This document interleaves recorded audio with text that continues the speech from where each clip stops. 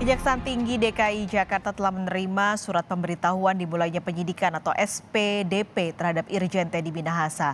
Irjen Teddy tersangkut kasus narkoba di tengah pemanggilan pejabat kepolisian oleh Presiden ke Istana Negara pertengahan Oktober lalu.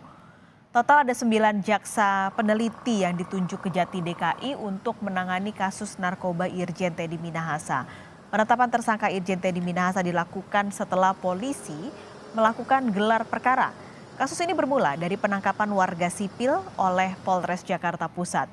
Teddy ditahan di Rutan Narkoba Polda Metro Jaya sejak 24 Oktober lalu untuk 20 hari ke depan. Sebelumnya, Teddy menjalani penempatan khusus atau patsus, dan selain Teddy Minahasa, ada 4 polisi lain yang juga jadi tersangka. 2 berpangkat Aibda, 1 komisaris polisi, dan 1 lainnya berpangkat AKBP.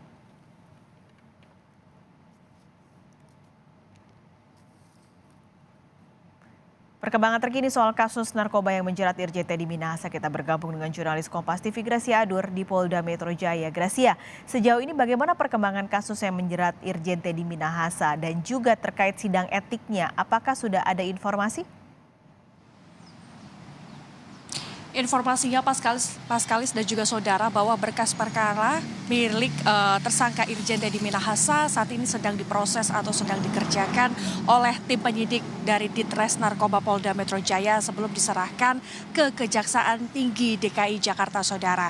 Nah, kemudian berkas perkara apa saja isinya yang harus dilengkapi oleh tim penyidik dari Polda Metro Jaya, diantaranya adalah jilitan berkas acara penyelidikan, kemudian ada beberapa lampiran surat-surat yang ini juga perlu dilengkapi. Di antaranya adalah surat gugatan atau surat permohonan, kemudian surat kuasa, dan juga penetapan majelis hakim dan juga penunjukan panitera pengganti, yang dimana isi dari berkas perkara ini yang perlu dilengkapi oleh tim penyidik sebelum diserahkan ke Kejaksaan Tinggi Negeri DKI Jakarta, saudara. Nah, sebelumnya bahwa tim penyidik Polda Metro Jaya ini sudah memberikan SPDP atau surat pemberitahuan dimulainya penyidikan ke Kejaksaan Tinggi Negeri DKI Jakarta. Artinya bahwa dengan diberikan SPDP ini, bahwa tim penyidik harus melengkapi seluruh berkas perkara ini, kemudian artinya bahwa penyidik kejaksaan harus memantau jalannya proses penyidikan ini agar berjalan dengan baik, saudara. Nah, kemudian informasi lainnya bahwa Irjen Teddy Minahasa sebelumnya tanggal 24 Oktober 2022 sudah ditahan di Polda Metro Jaya, yang ini penahanannya akan dilakukan selama 20 hari ke depan. Nah, sebelumnya bahwa Irjen Teddy Minahasa ini ditahan di Patsus atau di tempat khusus di Divpropam Polri di Mabes Polri, saudara. Nah, kemudian apa saja yang dilakukan oleh tim penyidik selama 20 hari ini? Yang pertama adalah tentu penyidik akan melakukan pemeriksaan terhadap tersangka Irjen Teddy Minahasa selama 20 hari gunanya untuk melengkapi seluruh berkas-berkas perkara ini, saudara.